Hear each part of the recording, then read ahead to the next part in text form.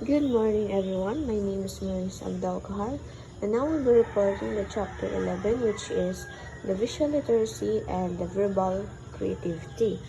So, visual literacy refers to interpreting and creating visual images, and usually about communication and interaction. It is a concept that relates to art and design and has much wider application. It is about language, communication, and interaction. Visual media is a linguistic tool with which we communicate and exchange ideas and navigate our highly visual digital world.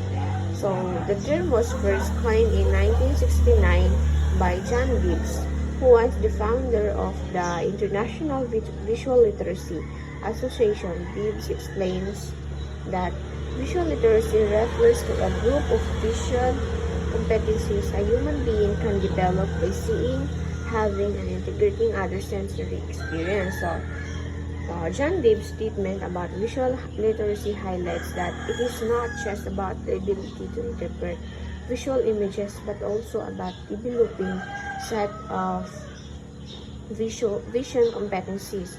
So, these competencies refers to a range of skills that enable individuals to process and make meaning from what we see. So, according to Gibbs, visual literacy goes beyond the visual act itself, incorporating other sensory experience such as hearing, touching, and even emotional responses, which influence how we interpret and how what we see. So, according to Oxford Research Encyclopedia, visual literacy is the ability to interpret, negotiate, and make meaning from information presented in the form of an image, which commonly signifies interpretation of a written or printed text. It based on the idea that picture can be read and the meaning can be taught a process of research. So, this emphasized that the idea that visual literacy goes beyond the traditional understanding of literacy, which is typically associated with the ability to read and interpret written or printed words. So visual literacy, as described here, involves the ability to interpret, negotiate, and make meaning from images.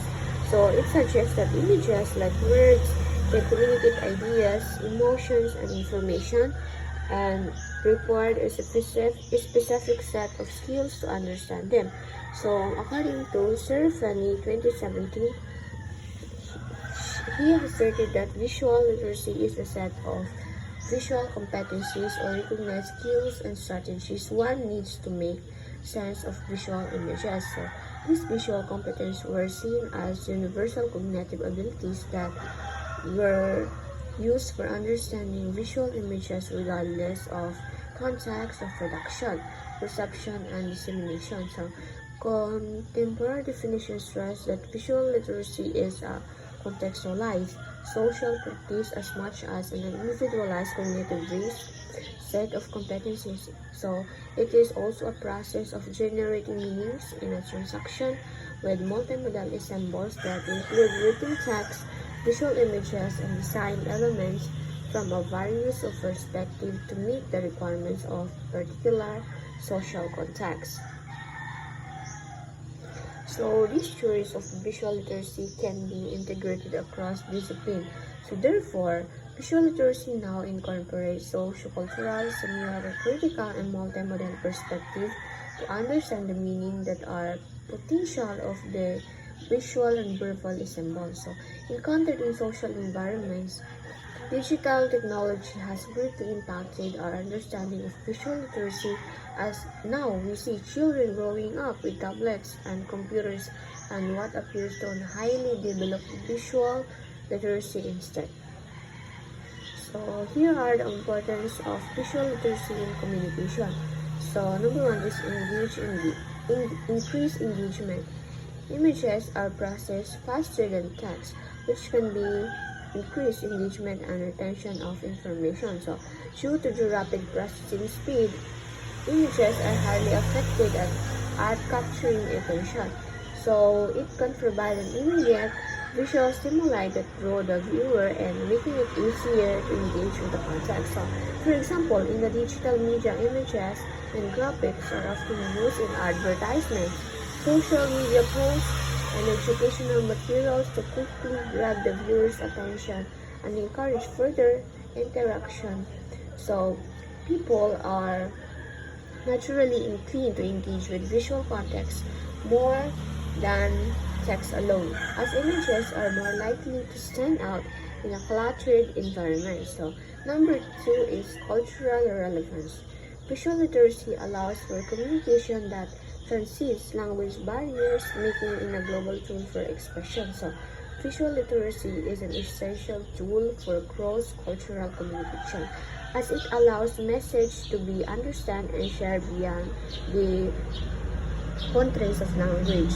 By using universal symbols, emotional cues, and clear visual, individuals and organizations can effectively communicate with a global audience, making visual literacy a vital skill in our increasingly interconnected world. So number three is the media literacy.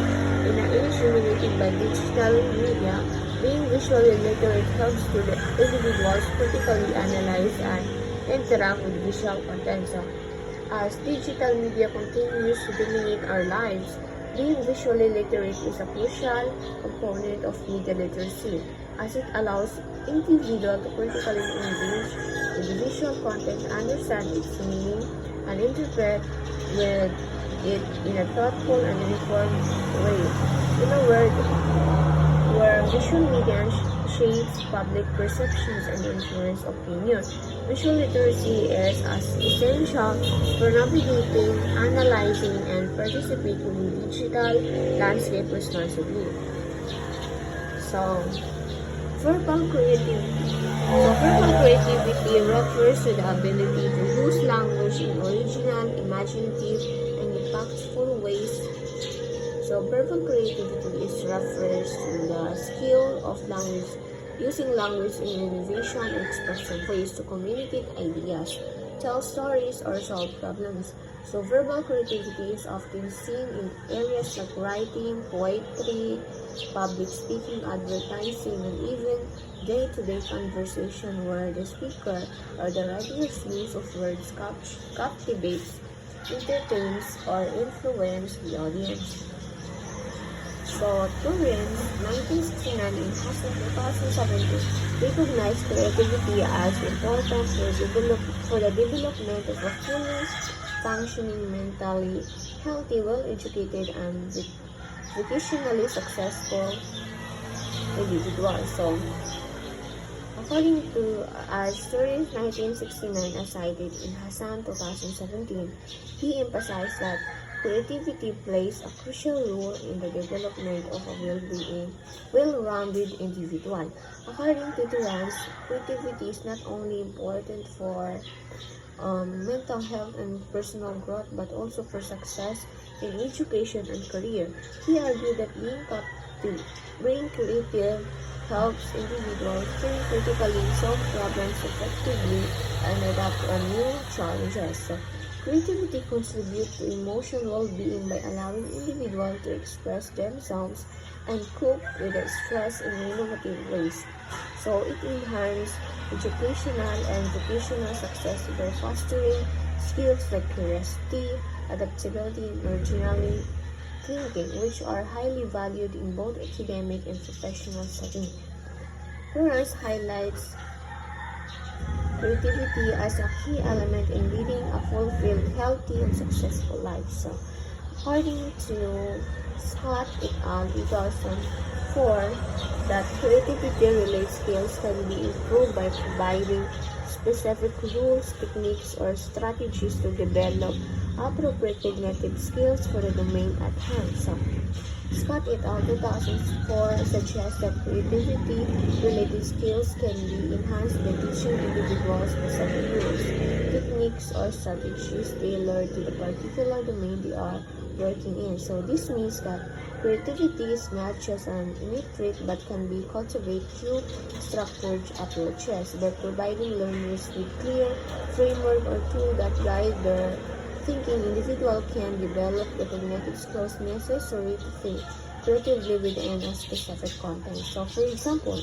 in writing, one might learn techniques like brainstorming, mind mapping, or using metaphor to spark new ideas. In problem solving, strategies such as um, lateral thinking or breaking down problems into small, parts can encourage creative solutions. So Scott et al. Argued that creativity can be nurtured by equipping individuals with domain-specific technique that enhance their ability to think innovatively and effectively. So, divergent thinking. Divergent thinking is a useful concept for identifying, supporting, and measuring creativity as a process to actualize one's self, manipulate internal and external symbols as creation of illustrative ideas based on his knowledge senses regarding people and objects produce art.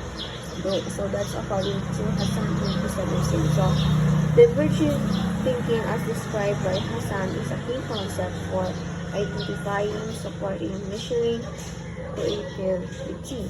So it refers to the ability to generate a wide variety of ideas or solutions in response to open-ended questions or problems. Divergent thinking is seen as a process that allows individuals to explore multiple possibilities, encourage creative exploration and self-expression.